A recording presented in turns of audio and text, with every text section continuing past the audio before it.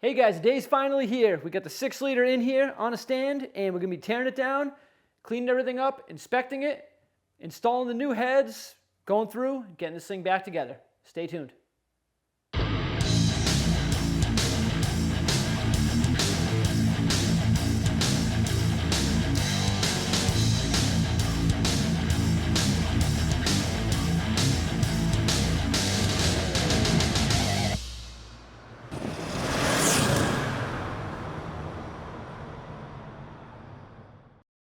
All right, guys, so like I said, the day is finally here. We got the 6-liter on a stand, and I'm super excited to get these heads, studs, gaskets, all this stuff installed.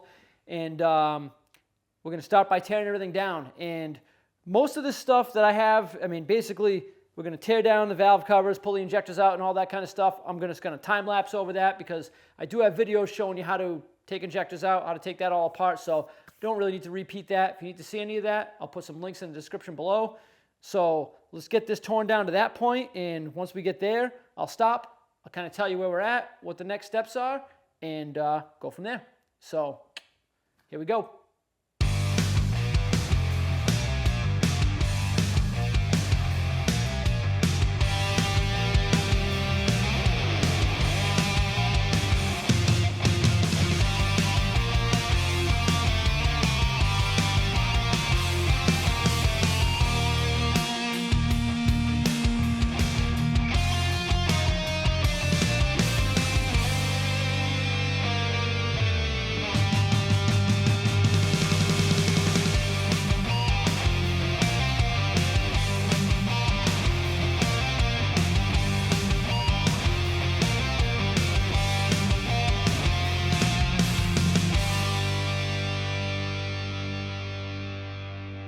All right, so once you get the injectors out and all that stuff off, the exhaust back pressure tube connects, you gotta make sure you get that off. The next step that I follow is make sure you have the glow plugs out. You don't wanna put those down on the bench and damage them if you do plan on reusing them, but take those out. Make sure you take the standpipe out, especially on these 03s, they're threaded in, and it will stop you from being able to take the head off. So make sure you take that thing out right there, and then it's all these 10mm bolts. You'll see 5 of them right across the top between the intake ports, outside the valve, outside the rocker box. And then you're gonna have 5 bolts on the inside here that hold the rocker box to the head, and then 5 bolts on the outside. You can leave those on and take the rocker box off with the head, but I like to just make my life a little easier and start to strip off everything I can now. So then you have all the bolts that hold the rocker arms on. You're gonna take those bolts out and the rocker arms are still gonna be attached. The head bolts you'll see hold the rocker arm bridges down, and we'll get to that next. So let's get all these 10mm bolts out, standpipe, glow plugs, and then we'll stop pulling the head bolts.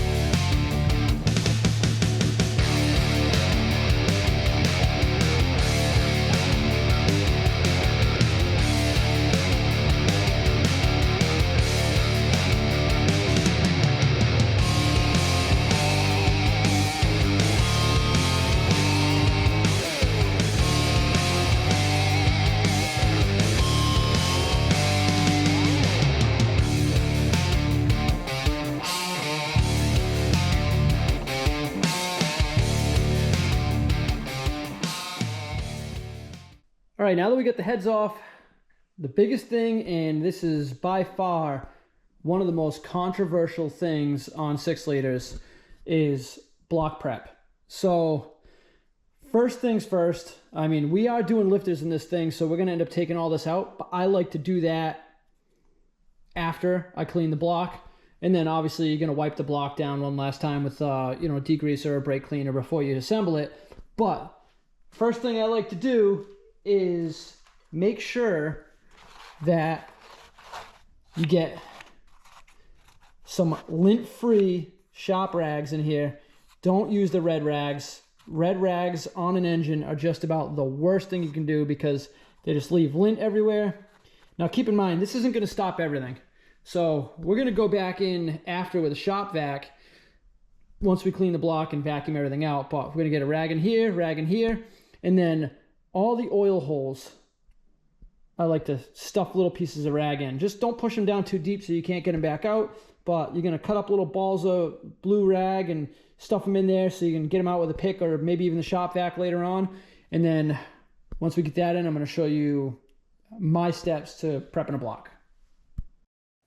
So the reason I'm saying that these blocks are, cleaning this block is a controversial subject is because everybody has their own way, and there really hasn't been a whole ton of scientific proof on what works and what doesn't. Everybody says this is the way I always do it and this is what works for me, so I'm going to do the same thing. This is the way I've always done it. This is what works for me, and you can do a YouTube search, you can do Google search, and you're going to find a bunch of different people that have done all different things to clean these blocks. But what I found works best is, first of all, starting with a razor blade. I use it right in my bare hands. I don't use a razor blade holder. I don't use any of that.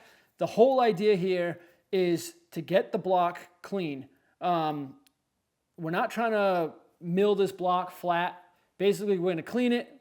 Then we're going to check it to make sure it is flat, to make sure it's not out excessively. I mean, this truck didn't really have huge problems, so I'm going to say the block is probably flat enough to be used.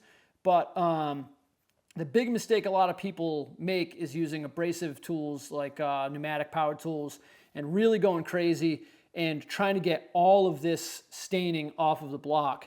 And I'll show you when I'm done, you're still going to see some marks on the block, and we'll call it acceptable.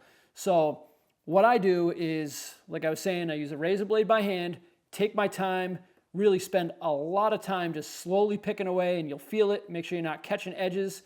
Always use a fresh razor blade, and if you have to go through 5 or 6 blades to get one side done, so be it, because once the blade gets dull, it doesn't do the same amount of work anymore. On a really dirty block, or a block that has a lot of buildup on it that I'm having a hard time, I will actually use a board sander with sandpaper on it. And that's a big reason why you want to have all these paper towels in here. You don't want to get any debris. Most of the time you don't really need to do that, but a board sander used properly and gently, like I said, you're not trying to take any material off of this thing, you're just trying to clean it, but a board sander will do a great job. Now, once I'm done with all of that, whether I use a board sander or not, depending on the block, I'll finish it off with a sharpening stone. I have a sharpening stone that I only use for this. I don't use the sharpen knives, I don't use the sharpen tools, because that ensures that the stone stays nice and flat, and we're just dragging it across, and we're using some oil, WD-40 or whatever you have, and I'll show you that. But let's start off, do a quick little time lapse. We're going to hit this thing with this razor blade, get it nice and cleaned up, and I'll show you how close we actually get it to being almost done with just a razor blade.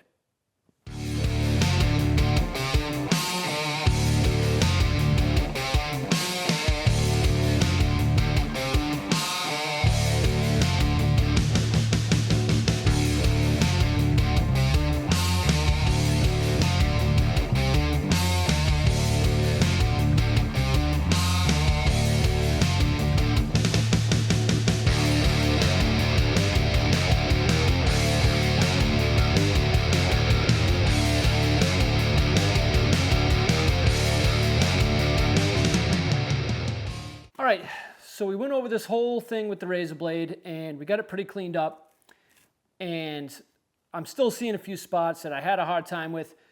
like I said, you're going to see all this staining. You have to remember that there was coolant that sat in here. There's going to be some low spots on the block. There's going to be some discoloration. That's never going to go away no matter how hard you scrub this thing, clean it. I mean, the only way you can make those spots go away is if you ground these down to nothing. That being said, this block still does need quite a bit of work. I'm going to show you how I use the board sander. This is where you're going to get people in the comments saying, don't do that. If you don't feel comfortable doing it, don't do it. This is how I do it. I've had great success this way.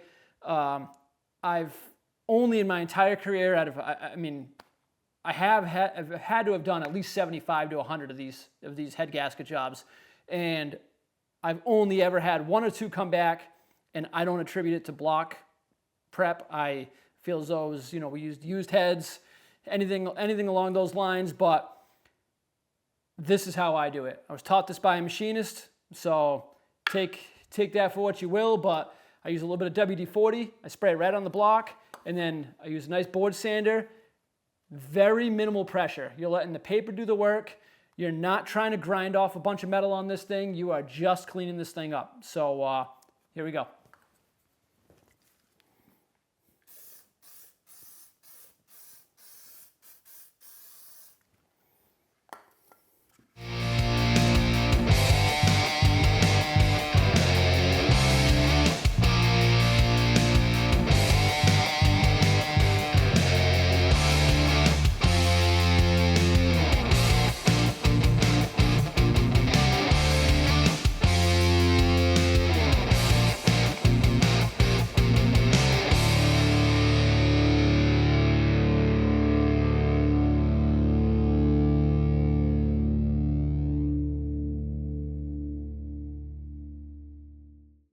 After you go over it lightly with the board sander, you might see there's going to be a few spots that you may have missed with the razor blade, and there's still kind of a few little spots. Now, this block prep is going to be tedious. If it's not a long, tedious process, you're not doing it right. You really need to spend a lot of time on this because this is the most important thing of this entire head gasket job. If you get this wrong, everything you did was for nothing because you're going to be going right back in and doing it all over again. So inspect, make sure you have some nice, good lighting in your garage. Look closely. You're going to see some little high spots of buildup. Just go back with a nice fresh razor blade and just touch them back up. Dress it one more time and then just repeat the process. Like I said, once again, I cannot stress this enough. You are not trying to take metal off of this block. We're just cleaning it. So just keep going along, pick away, and it'll get better and better with every time you go another pass over it. Once we're completely done with the razor blade and the board sander and wiping it down and rechecking it, that's when we'll go over with the sharpening stone, and that's just a final dress up to make sure everything is nice and smooth and flat, and then we can move on.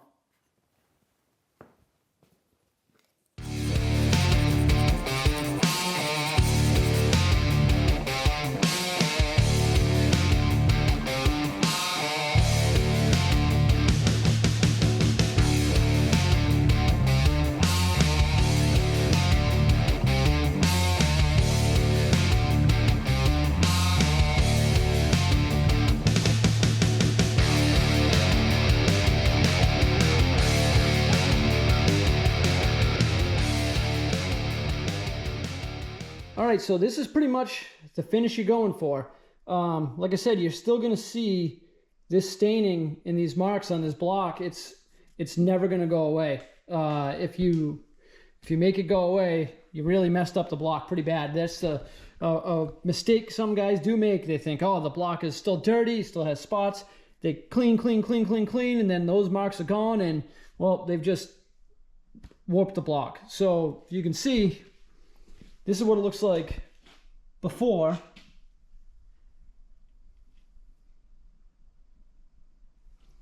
And then this is what it should look like after prep.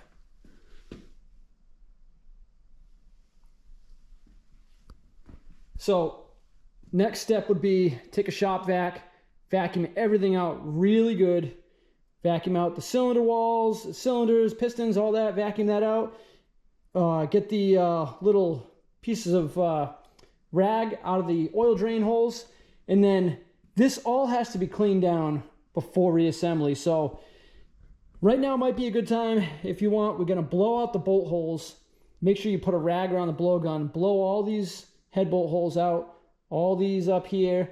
And we're going to clean them out one last time right before we assemble it. But there's going to be a ton of oil and coolant and everything that's going to come out of these. So just be aware of that. But get this pretty cleaned up and then clean up the other side. I don't like to do my final cleaning until both sides are all prepped, because you're going to make a mess. You're going to be spraying WD-40. You're going to be, using sandpaper and all sorts of stuff in here. So you really don't want to clean this, then go to do the block prep, and then this is all messy again. So just prep both sides, clean it right before you assemble it. So I'm going to jump over to the other side, get that thing done, and then we're going to move on to doing the lifters and go from there. All right, next up, we're going to get at these lifters. So the lifters is something that I highly recommend you do if you can. It obviously adds quite a bit to the process because, if you already have the engine out, it's not a big deal, but if you're doing it in the truck, it adds a pretty good amount of labor because you have to take this rear cover off to get the branch tube out of the way. Especially the older ones here, the early builds with this style pump have the branch tube bolts in the back. The newer ones aren't so much like that, but either way, we're gonna get this cover off, we're gonna get the branch tube out, and then once that's out, we can take the trays that hold the lifters in and then just start pulling all the lifters out.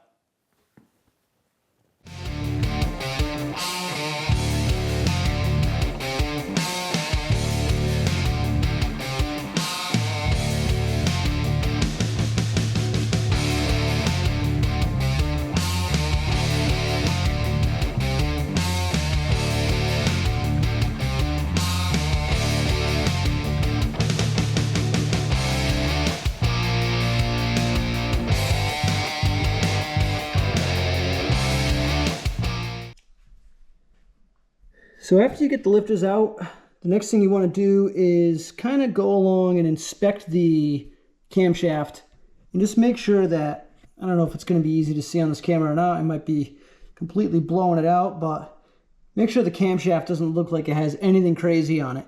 Now if you saw when I was pulling the lifters out, I was just kind of taking each one. These are only on the ground because they're junk. Don't put your lifters on the ground unless you're replacing them. But as I was taking them out, I was just kind of rolling the rollers with my thumb and do each one individually as they come out, because what you want to do is see if any of them have already started to fail. You'll know right away if they failed because it'll feel real chunky or it won't spin at all, or you'll look and the roller will have a flat spot. Now if that's the case, your cam is probably junk and you're looking at getting a little bit deeper. But just kind of inspecting these as they come out, all these look pretty good. Typical wear on the side, that's normal. So we should be good to go to put a new set in. So what I do is I like to put the lifters in a bag. You can put them in a bucket, in a bag, whatever, something clean. I just like to use a freezer bag because I know it's brand new, I know it's clean. So I put all the brand new lifters in here and I let them sit overnight. Make sure they're completely submerged. And what that'll do is it'll just make sure that they're full of oil. Once those are all set, you can slowly start to put them in, and you'll see they only go in the lifter trays one way. So there's flats on the sides of the lifters, and those flats have to be at the top and the bottom. So as you're looking at the engine, here and here, not on the sides. And once you get those all in and oriented right, then you can take the lifter trays and you can slide those right back in over the lifters. You may have to twist them a little bit, finagle them, but they will go back in. If the lifter tray doesn't go all the way down and sit completely flush without pulling it down with the bolt, your lifter's not in properly. So just make sure that you can slide that tray all the way down to the bottom of the engine and that it sits flush, and then you can put the bolt back in.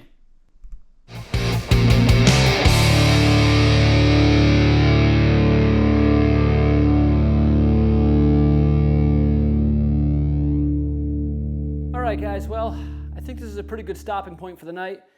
Everything is cleaned up, ready to go. I vacuumed everything out. Obviously, we're going to need one more touch up, like I said, before we put the heads on. But I think we're at a good point. Lifters are in. I'm going to leave this high pressure pump cover off until I go to put the rear cover on, only because you really should put the rear cover on, then put a nice little dab of silicone right where the two meet, and then bolt it on. So if you don't do that, you can have some leaks. Sometimes you can put the cover on first and try to squeeze some in, but it's really the better way. Put that rear cover on, then put the pump cover on. So very shortly here, next episode, we're going to be putting the studs in, gaskets, heads, finishing assembling the motor, and hopefully getting this thing back in the truck. Time is running short, and I really want to get this thing down to that Rudy's show. So, you know, we'll see what we can do. But thank you to all you guys that have stuck in here from part one all the way through. And even if you're here just for this one particular part, this is by far the most crucial step in doing this job and doing it right. And like I said earlier, there's going to be a lot of mixed emotions and mixed thoughts on how to do this. This is the way I do it. If you don't want to do it this way, that's perfectly fine. I've done a lot of these, and if you want to take my word for it, you can. But I've been very happy with the results I've had from doing it this way. So if you guys like this video, if you found it helpful, make sure you hit that like button. And if you haven't already, subscribe. If you subscribed and haven't been seeing my videos, there is that little notification bell. If you hit that, it'll make sure that you get a notification every time I upload, and you'll be able to see it right away. And sometimes you won't miss a video. But aside from that, guys, thanks for watching, and we'll see you next time.